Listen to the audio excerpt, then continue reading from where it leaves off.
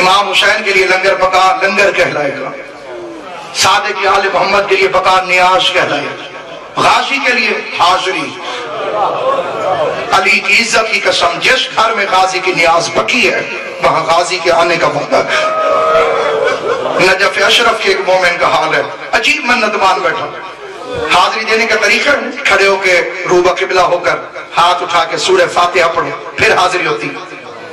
9 نومبر کو میں بانی مجلس کی حیثیت میں ہر سال حاضر ہوتا ہوں، 20 اکتوبر کو ورپال میں، 9 نومبر کو کوٹ مہر علی میں، 9 نومبر کو صبح 10 بجے میں حاضری پیش کروں گا۔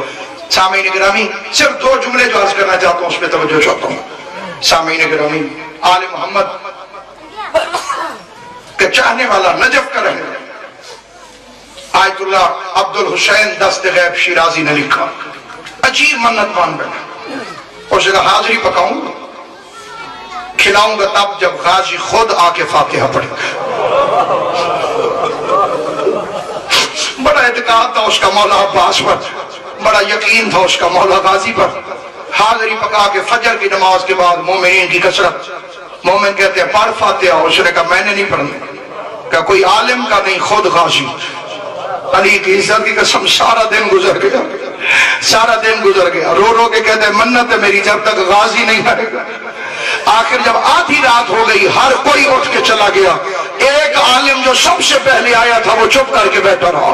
آخر تانگ آگے کہتے ہیں پتہ نہیں میرے خلوص میں کوئی کمی رہ گئی ہوگی، غازی نہیں آیا ہوگا، اچھا میرے عالم تو پڑھ دے فاتحہ۔ اس عالم نے پڑھا بسم اللہ الرحمن الرحیم الحمدللہ رب العالمین الرحمن الرحیم مالک یوم الدین ایاک نعبد و ایاک نستعین اهدنا الصراط المستقیم صراط الذین انعمت علیہم غیر المغضوب علیہم ولا الضالین اللہم صلی علی محمد و آل محمد۔ عالم اٹھ کے جانے لگا، مومن ناراض ہو گیا، کہا بھائی تجھے تو فاتحہ پڑھنا ہی نہیں آتی ہے، تو نے تو ہاتھ اٹھائے ہی نہیں ہے، رو کے آواز ہے دیکھ میرے بازو میرے ساتھ نہیں۔